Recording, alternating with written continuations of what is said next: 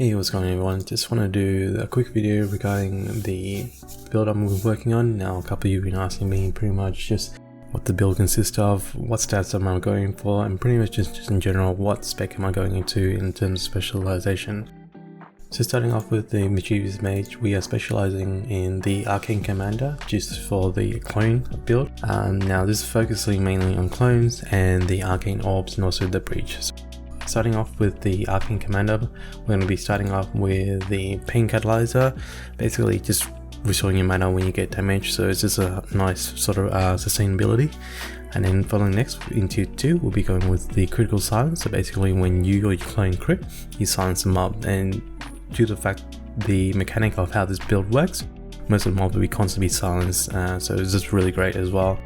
And then for your tier 3, basically is for your life sentence, so whenever an enemy deals damage to you, you have 10% to pretty much just time lock it. Now this is just for a bit of survivability, and also it helps us with CCing and dealing damage as well, because of the fact that when a mob is time locked, they are unable to move for 3 seconds, and all basically damage dealt to them during this time will be dealt at the very end, so you can do nice hefty huge damage to the end.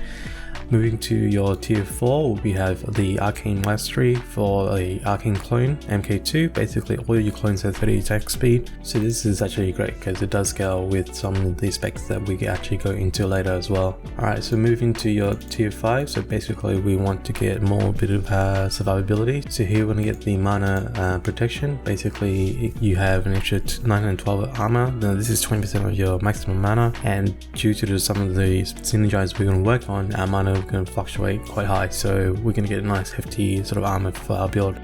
Alright, so the most important one is the tier 6. We're going to have to get the Arcane Chieftain, so we can get an additional clone. Now this is going to help us with our DPS later as well, so it's a definite must. And then for your tier 7, we're going to get Turn the Tide. So basically your projectiles and your area effect deal increased damage based on your stats. So this is going to help us later when we get the stats for survivability, and also it gives us a nice DPS for every single time we get stronger or basically more defensive. And then for your tier 8, no brainer, you're going to get the Arcane King, basically an additional clone, which makes a total of 3 clones for this build. So moving on to your Arcane Breach, this is the first skill we're going to be using for basically sort of survivability, sustain on your mana, and also your CC.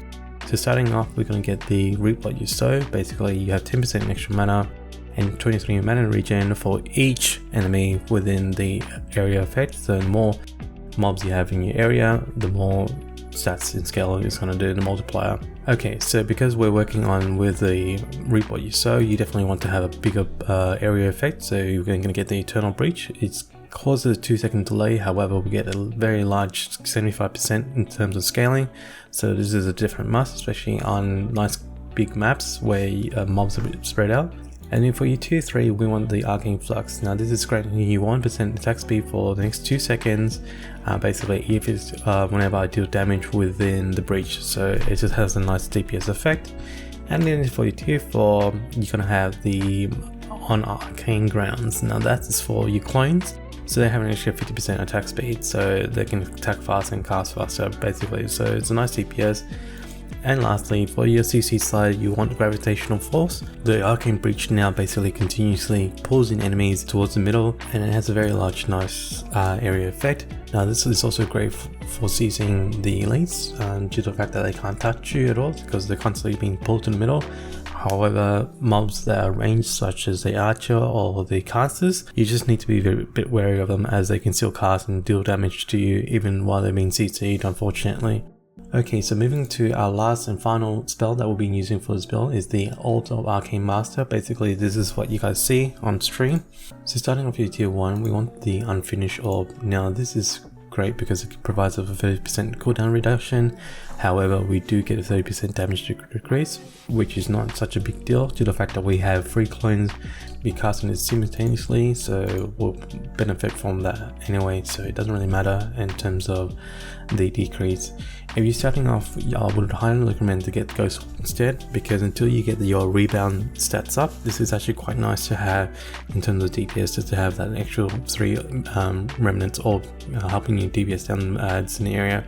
but once you get your rebound stats up to about maybe 50 to 60%, you can definitely switch over to the Unfinished Orb. Okay, so moving to tier 2, we've been using the Orb of Arcane Clone. This is the definite must. This is one of the main factors of the build. Basically now, instead of casting Arcane Orbs itself, basically now your clones will be casting it for you, and the only thing is they can spam as much as they want and it lasts forever until you resummon them at a different location. Okay, so moving on to tier 3, we definitely want to get the Ancestral Orb. So your skill basically no longer do skill damage anymore, however it deals 100% increased damage. Now this is great because of the fact that we'll be scaling up to the elemental skill in our build, so it's literally double our damage in terms of the skill itself. Okay, so moving on to your tier 4, we're going to grab the backup. Now Orb of Arcane Masters has an additional +5 additional projectiles. However, the Arcane Orbs basically deal 50% reduced damage. Now this might seem detrimental to your build, however you got to realize that we can casting an extra 6 more balls, and the fact that they're going to be staying on the screen constantly all the time, they'll be constantly doing damage, so the trade-off is actually not too bad at all. And then finally, for your last tier, we'll be getting the Greater Primal Orbs. This is the big balls that you guys see on the stream. So now Orb of the Arcane Master becomes larger and deal 9% increased damage at max rank. That's allowing us to deal more damage to mobs as it passes through, because it can cleave onto other mobs quite easily because of the size. However, the Arcane Orbs now has increased 2 seconds cooldown. This doesn't really matter to us as much as the orbs will constantly staying on the map, so it's a nice trade-off in other words. Okay, looking at our character attributes, we'll be focusing on willpower, mainly because this is the build for our glass cannon orb build. So the more willpower we have, the more damage we do. The extra stats you see on the screen right now, there's literally from your gear as they've been highlighted in different colors. You notice here now. But yeah, that's pretty much straightforward. I don't have any certain way that I level this. I'm just going to go full damage and see how I go. Okay, so to make this build viable, you definitely need to be chasing a stat called Rebound Chance. Now Rebound Chance basically makes your projectile have a chance to bounce off walls instead of being destroyed. This is great for the orb because the orb pierces now, and the only time it disappears is basically when it touches the wall. However, if we have a high rebound chance, the ball basically stays on the map due to the fact that it's constantly rebounding off the walls. Now this can proc infinitely, so basically it can bounce 2, 3, 4 times, even 5 times I've seen, 6 times even. Now, this all does come down to your rebound chance, so the higher it is, the more chance that you also stay on the map, and thus allowing you to do more DPS. And yes, your balls can actually travel off screen as well, so that's allowing you to have great clear speed because it can constantly bounce until it literally stops. And you'll notice sometimes in this video here, you can see the ball actually clearing off into the distance as well. Okay, so the stats that we'll be looking for to sustain our mana and life will be no other than our life on hit and also mana on hit as well, because each time the orb passes through an enemy, we will be able to gain our life and also mana back, thus allowing us to sustain the skill and keep constantly spamming the skill as well. Okay, so weapon of choice, to be quite honest, it doesn't really matter. As they're starting out with, it doesn't really matter due to the fact that I've been using the Goldfish staff, which basically provides me with no sets at all. And then the reason I was using that because I just wanted to level it up to see the effect of the Magnificent Leviathan. Now the staff I'm using now is no other than the Staff of Vindictive Slam. I wasn't quite sure on how this one works, but after reading it and theory testing it, it's probably one of the best staff you can use with this build until I find another one, due to the fact that the proc it has. So basically, whenever you hit an enemy with your primal or secondary skill, you have an 8% chance to trigger a Vindictive Slam, dealing a certain amount of damage. Now this works for our clone as well, and also the orbs as well, so every time it passes through an enemy, it has a chance to trigger this effect. So with a lot of orbs and balls on the screen, yeah, this definitely pops off quite a bit, so it's quite poggers in terms of the ability it does. And lastly, the other reason why I chose this staff is just because it provides us a nice sort of defense and survivability with the max life regen and also max HP as well. Okay, so looking at our Ancestral Legacy, unfortunately I only have 2 Ancestral Stones at the moment, so the 2 points I've chosen is the Elemental Boost, just to help out our DPS as well. Now I maxed that, so at max rank it's 65 and 10% extra elemental damage. And then moving over to the Hardest Wizard. Okay, so this is all for our sustainability for our skill. So basically you have 10% mana on hit, 20% mana on hit as well, an extra 40% mana on kill, and lastly you have an extra 10% maximum mana. So when you can see with all the balls hitting, you're constantly getting your mana back.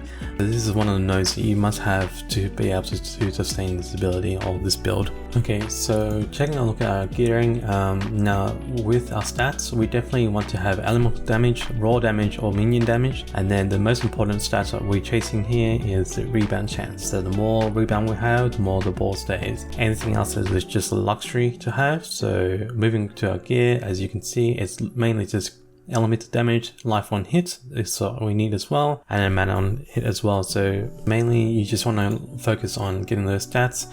Now those stats can be found on your rings, your cape, and also your headpiece as being shown here. But other than that, you just want to be focused on a bit of survivability, some life on hit, and some mana regen as well. And lastly, you do want to chase up the projectile damage reduction and also your area damage reduction stats as well. The reason why we want to chase these stats is because it will scale with the Turn of the Tide passive abilities trait that we picked earlier in our Arcane Barrier. So the more projectile damage we get, the more increased damage we get from the projectiles, and also the area damage as well from the reduced area damage. Okay, so playing this build is pretty much straightforward. So when you go into the room or into the map, you want to be placing down your breach first, as it has a 2 seconds delay. Once you place and figure out where you want to place your breach, you put down your Arcane Clone right in the middle so that all the mobs get pulled, they get targeted and hit by every single orb when it do spawn. Now the downside of this build is due to the fact that there's constantly orb spawning and flying around the screen, your visibility is quite poor. So what you need to do is just take a bit of precaution. So when you have a map or an area where there's mages or archers, you kind of want to have your Arcane Barrier up just to make sure that you're constantly dodging and absorbing all the orbs.